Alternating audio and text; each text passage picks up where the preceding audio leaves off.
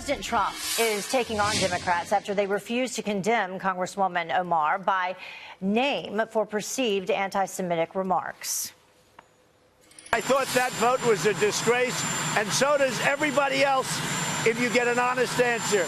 The Democrats have become an anti-Israel party. They've become an anti-Jewish party. But Chuck Schumer is pushing back, saying the president is just trying to divide the country. Here now to weigh in is author of Trump and the Jews and the former mayor of Shiloh, Israel, David Rubin. Thank you so much for joining us. We certainly appreciate having you with us this morning.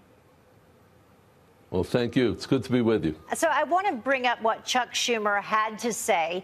He said that this is a new divisive low. His comments show the president is only interested in playing the politics of division and not in fighting anti-Semitism. Mr. President, you have redefined chutzpah. So who's right, the president or Chuck Schumer? Well, I think that Chuck Schumer should be ashamed of himself to be speaking like this. He's trying to divert the issue. The issue is that there was a blatantly anti-Semitic member of Congress in the Democrat Party.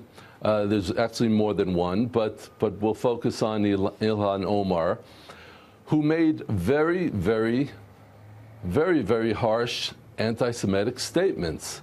Anti-Israel, anti-Semitic, it covers all the grounds. And the Democrat Party is fleeing for cover. They're not dealing with the issue. Why do you think this is happening? And what, in terms of her comments, concerns you most?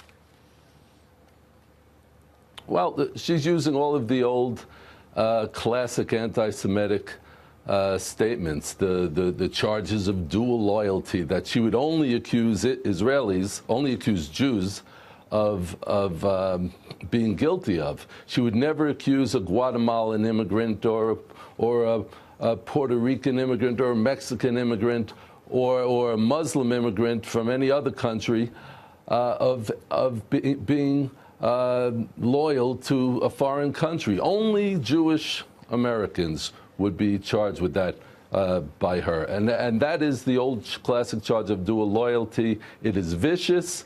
It is anti-Semitic, and there have been others as well. I think that it's time for the leadership of the Democratic Party, Chuck Schumer, Nancy Pelosi, to take a stand on this instead of just coming up with this ridiculous generic resolution in Congress saying that they're against hate. You know, the issue is the anti-Semitism. And you know, wherever you speak, you started this, Shiloh Israel Defense Fund, when your 3-year-old son was injured in a terror attack. Your son was in critical condition as a result of that. Do you think that this is an issue with these folks not knowing and understanding the history of the region, or not caring? Well, it's probably a combination of the two.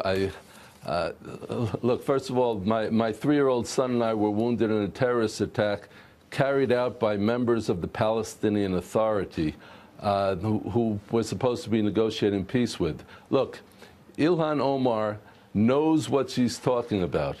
She knows the history. She knows that the Jewish people are the indigenous people here in the land of Israel.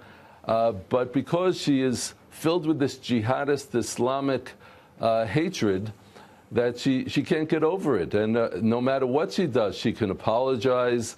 You know, she can be condemned by the members of her own party.